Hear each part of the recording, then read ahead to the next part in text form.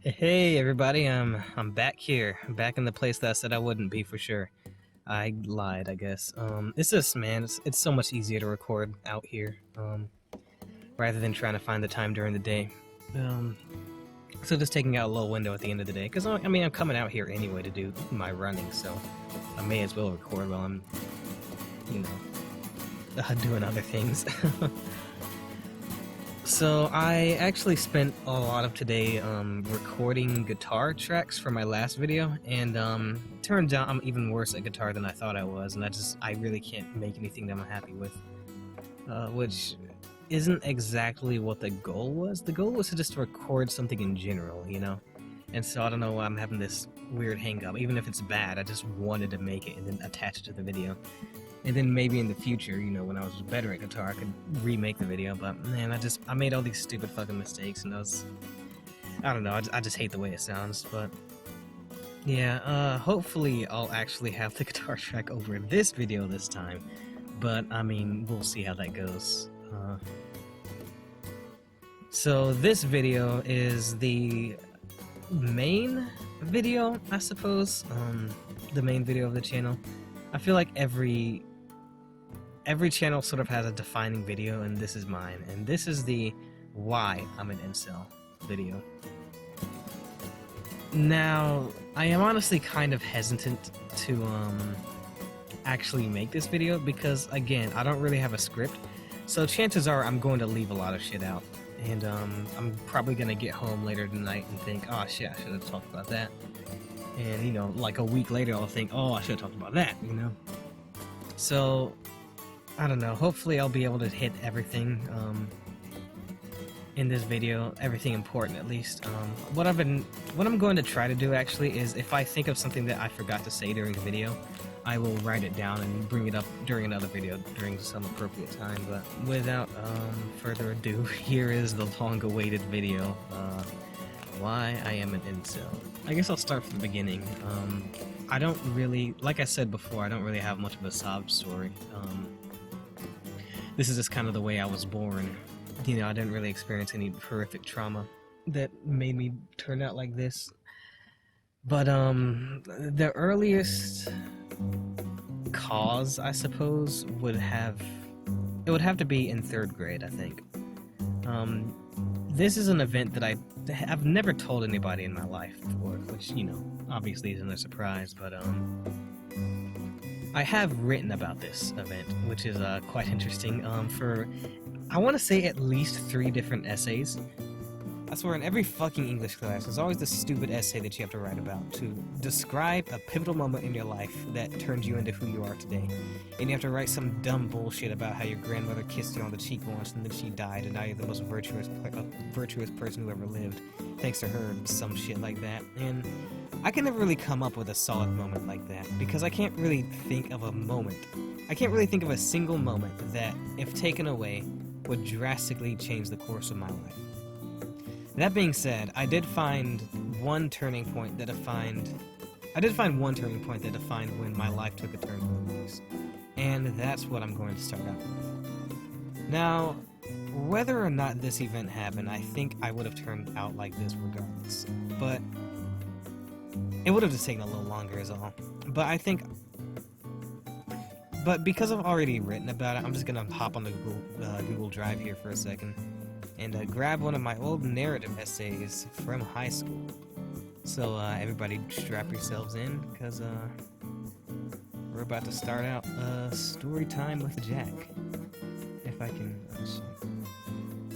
Alright, so here it is. This is the story of a proud and foolish boy, absorbed in a fantasy of his own infallibility. I thought myself to be the fastest kid in the school, and would frequently challenge the other kids to races. More often than not, I would come out on top.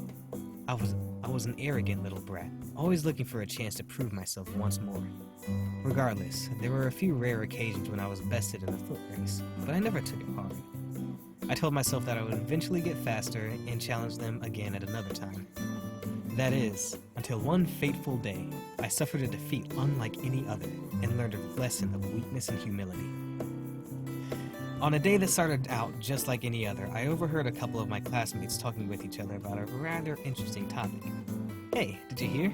There's this really fast guy who outruns everybody at recess. They say he's the fastest kid in the whole school. Oh yeah, I heard about him. What was his name again? My self-given title being Speed Demon, I fully expected them to say my name and once again feel validated in my abilities. However, much to my distress, the name that came out of my classmate's mouth was not my own. Chris. The fastest kid in the school, huh? I thought to myself. Well now, I can't have that. I better find this Chris fellow and show him who the real boss is around here. I searched high and low, through and through. I found myself wandering through the entire school from class to class, asking around, overhearing rumors, and buying tips off the class informants. After a long and arduous search, I found him in a most unexpected place, right underneath my nose. My English class.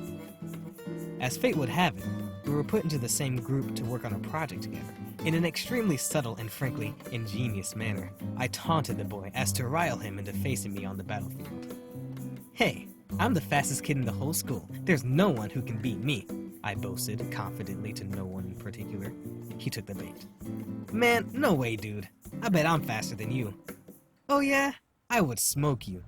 How about we find out at recess later today? Ha! You're on. Mission accomplished.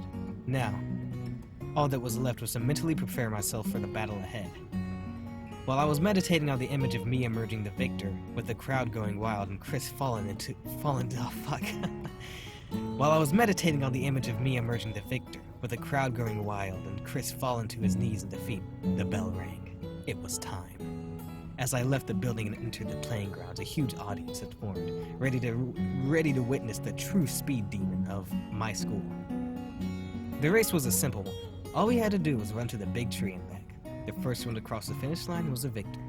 After a few preliminary races from the rabble, Chris walked up to the starting line. Seeing this, I swaggered along next to him, ready to claim my title. Unexpectedly, a third party appeared. Next to us, a boy who I'd never heard of or even seen before. I sized him up and ultimately deemed him non-threatening. So what if it was a three-way race? The real competition was between me and Chris. The referees were ready. I looked towards my opponent and gave him a triumphant grin, and looked back at the goal ahead of me. On your marks, I crouched down. Ready, set, go! With a vigor unlike any I had ever felt before, I launched myself towards the tree. My shoes pounded the ground faster and faster as I pushed myself to the absolute limit. I looked up to gauge my progress. I was halfway to the tree. But wait, what's this? Chris and the new kid are already on their way back. I tried pushing myself harder to close the gap, but my legs wouldn't move any faster.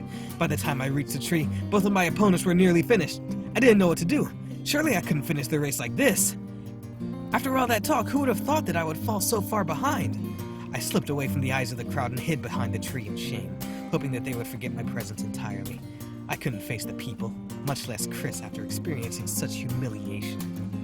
So there I stayed, until the whistle sounded and recess was over.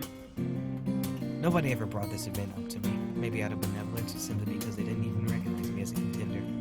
Either way, the damage had been done. After that day, I never challenged anyone again. Running was the only skill I had, the thing I was best at. To have been beaten so thoroughly was a serious blow to my ego.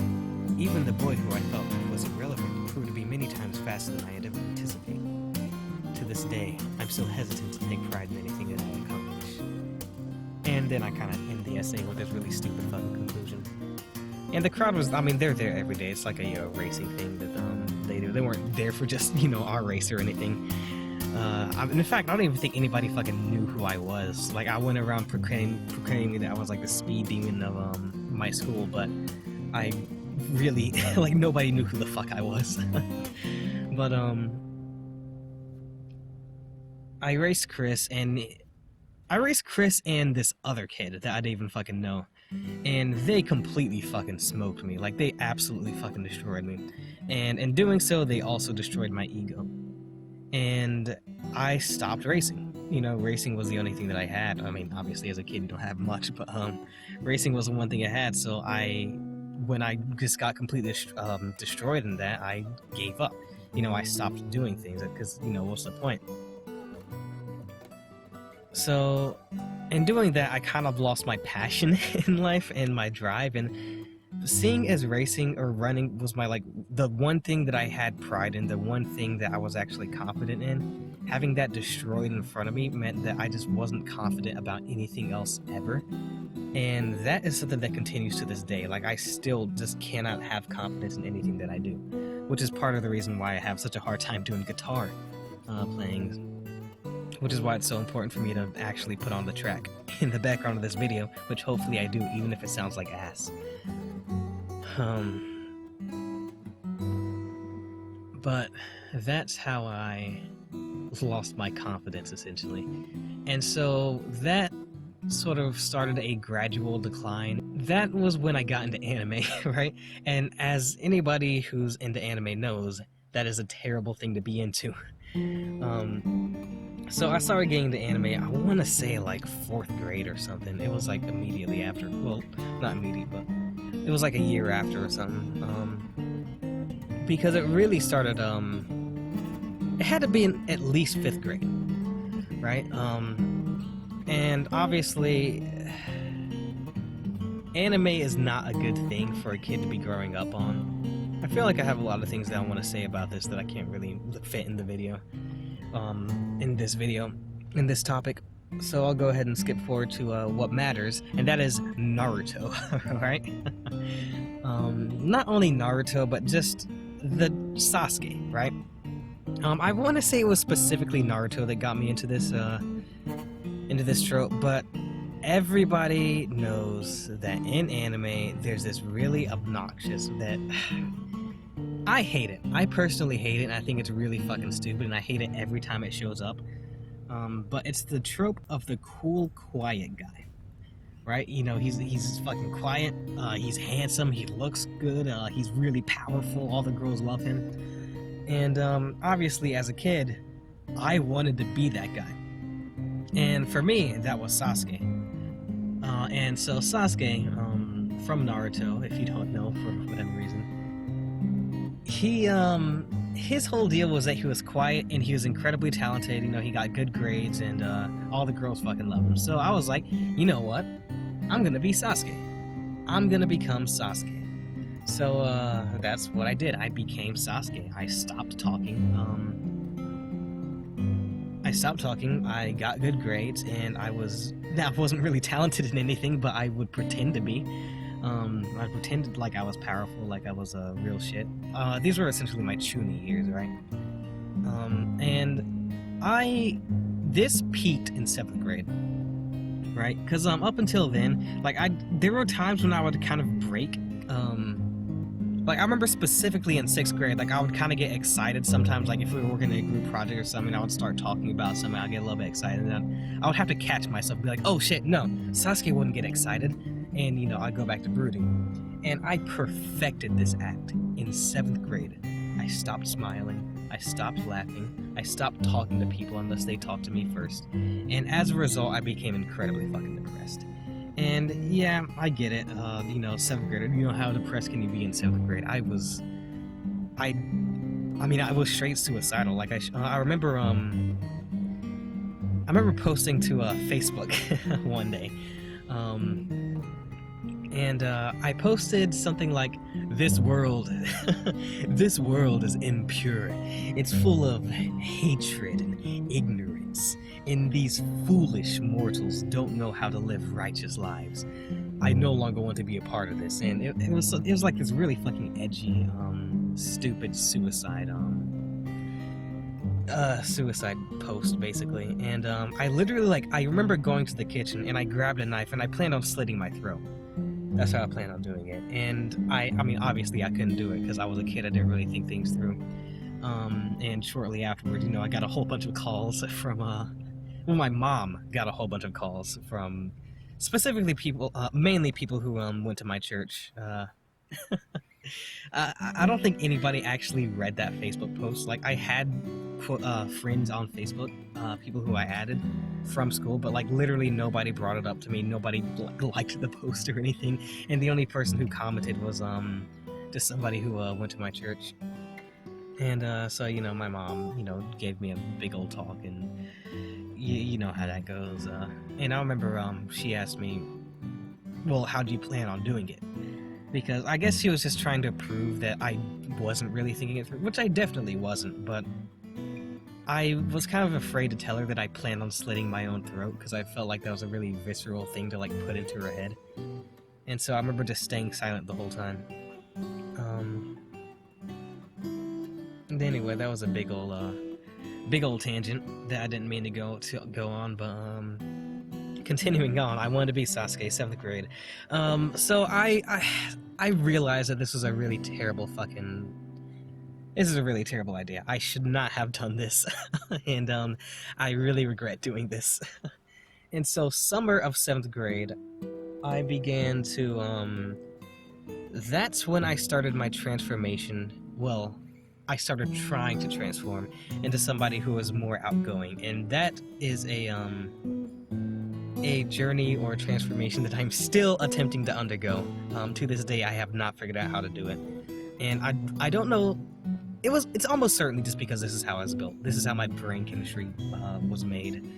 I don't think watching Naruto drastically changed my life that much, you know. But one way or another, I ended up like this.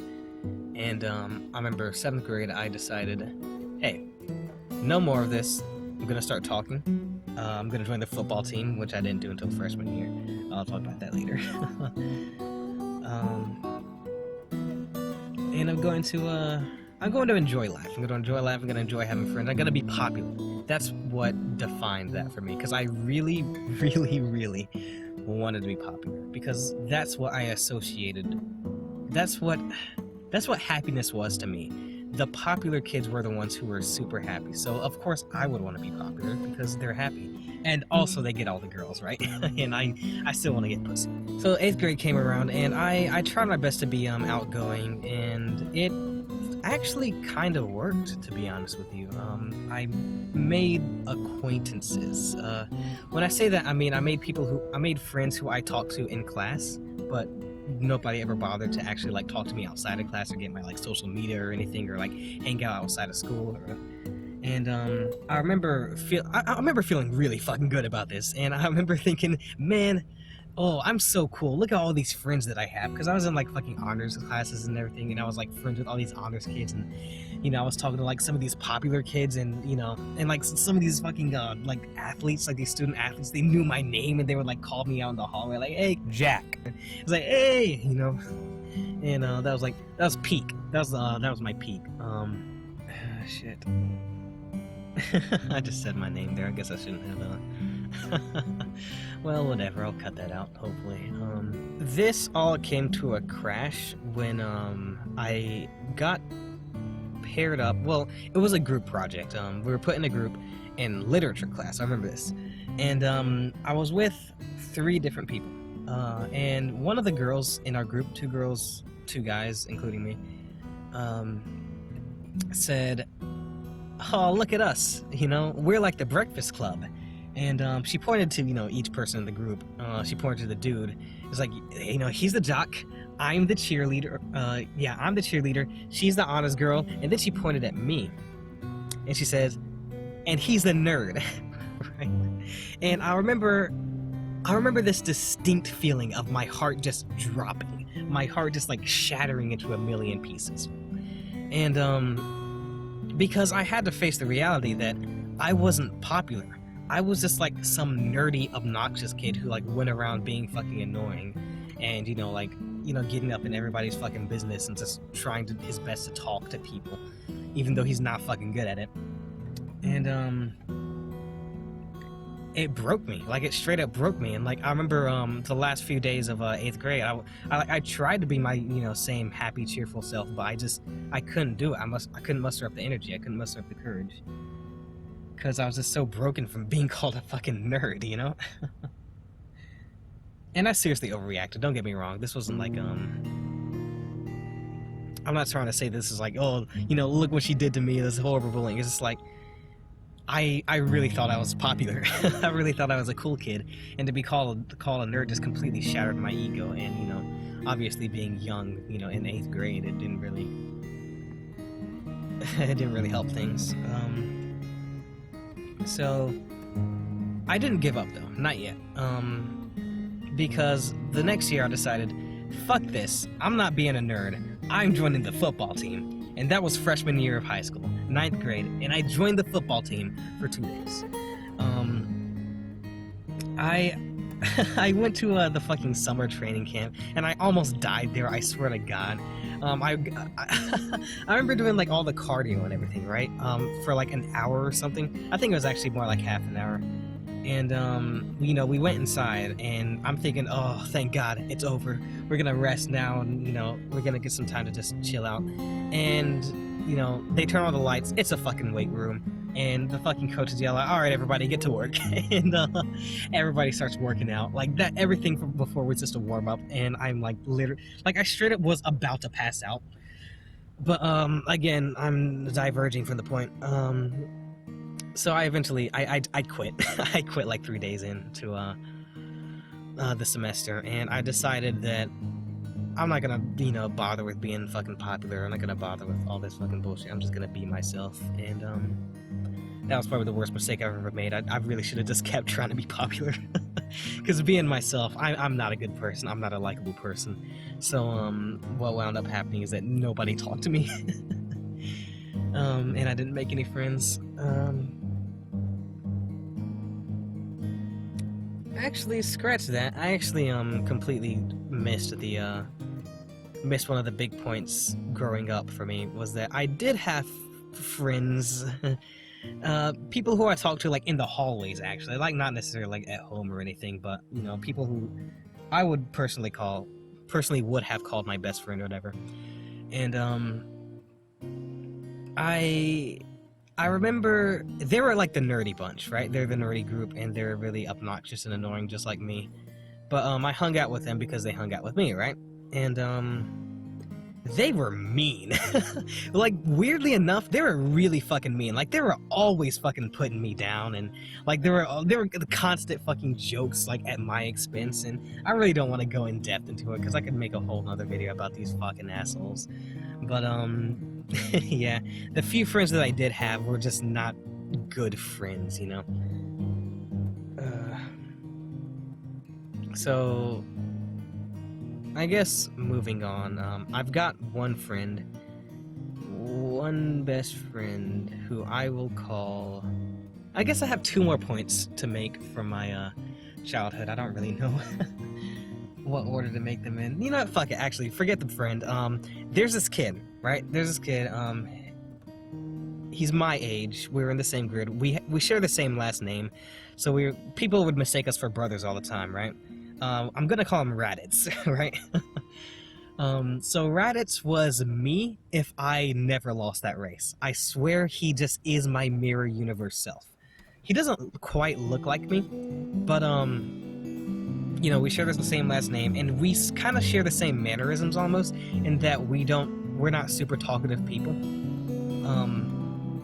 But despite that, Raditz was he's popular. Yeah, well, I'm not super popular, but like he's a student athlete. You know, he's a pretty good football player, possibly a basketball player too. He had fucking basketball shoulders. He had fucking basketball shoulders, that's for sure. But he always struck me as the type of guy who I probably could have been this guy if I wasn't a piece of shit, right? And I just, cause you know, he had friends. You know, he was popular. He had girlfriends. He was a student athlete, and I generally just feel like he was like happy, you know, whereas I wasn't. I actually don't know where I was going with this, but it was very interesting to grow up with him and just like kind of check up with him every now and then, because like every now and then we'd get like a class together, and actually no, it wasn't even necessarily that, but like because we had the same last name, we were always in the same standardized testing room together, like sitting next to each other. And it was always interesting to like kind of check up on him and see how he was doing, and see if he got any more popular, any more buff, any more girlfriends, because you know, I definitely wasn't changing. But moving on from that stupid fucking anecdote, my friend, who I will call Alex, he's my best friend even to this day. He was also kind of in the same predicament. Now, Alex is kind of fucking retarded, so I doubt that he was going through the same, like, emotional turmoil that I was, being, you know, incel forever alone at, you know, 14 years old. But, I remember the day that Alex got his girlfriend. And I remember just feeling completely fucking alone after that, because like up until that point, I remember thinking, man, you know, I still know people who are, you know, who don't have girlfriends, who haven't had sex, and you know, slowly but surely that list started going down and down and down and down until it was just me and my friend Alex. And then boom, Alex got a girlfriend, Alex had sex, and now I'm the only one.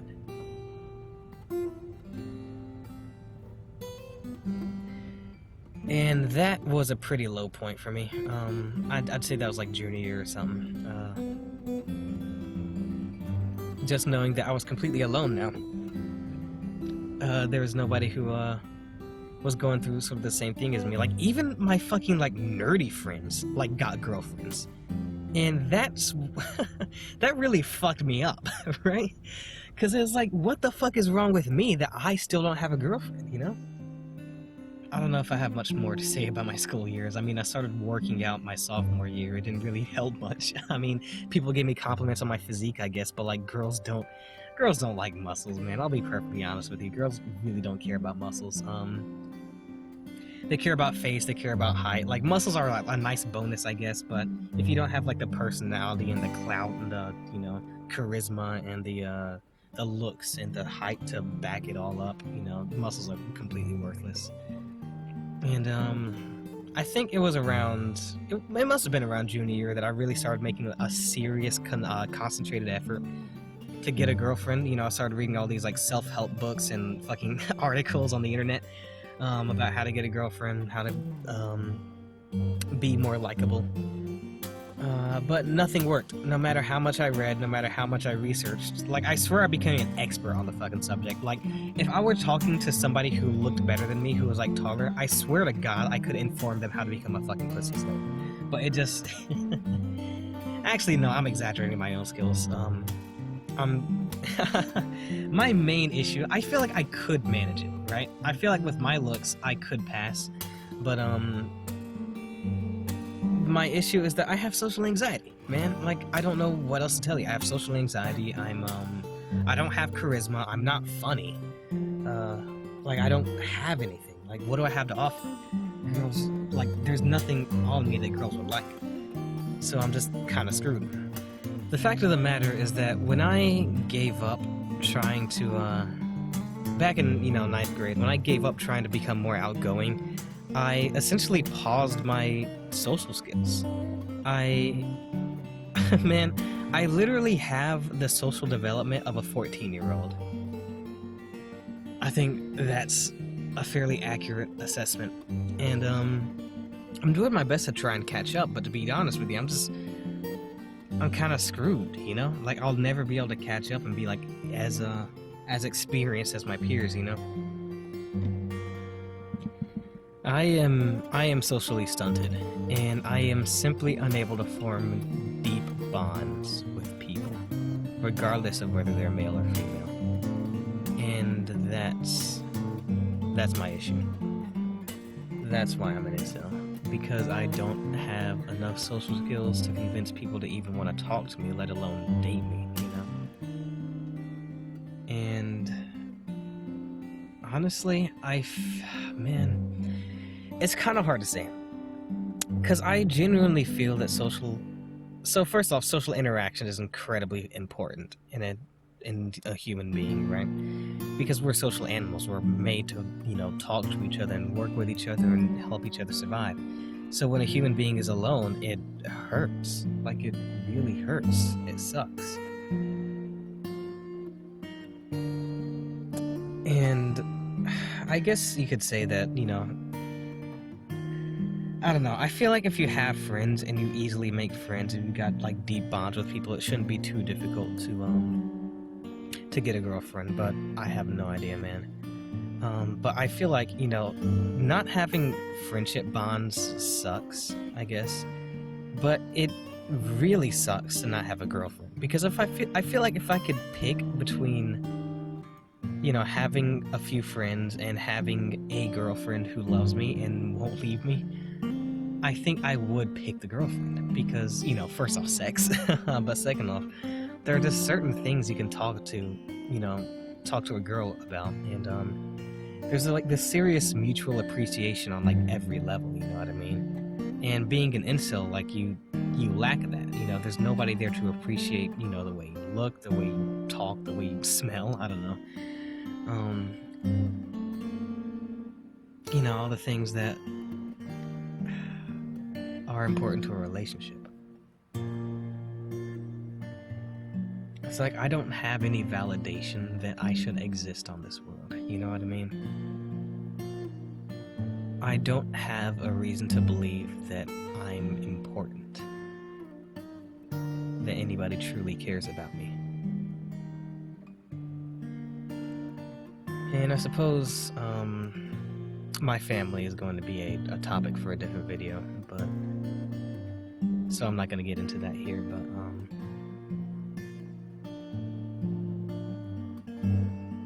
yeah. I don't really know what more there is to say, to be honest with you. I feel like there's a lot of stuff left unsaid, but I guess I explained well enough why I'm an incel, and anything else that I may remember, I'll just integrate into a different video. This video is already much longer than I anticipated it to be. I have no idea how I'm going to play enough songs to an acceptable level to actually fill up this time, but I'll go ahead and end this video here. Yeah, I gotta come up with a real outro someday. But thanks for watching. I hope you stick around.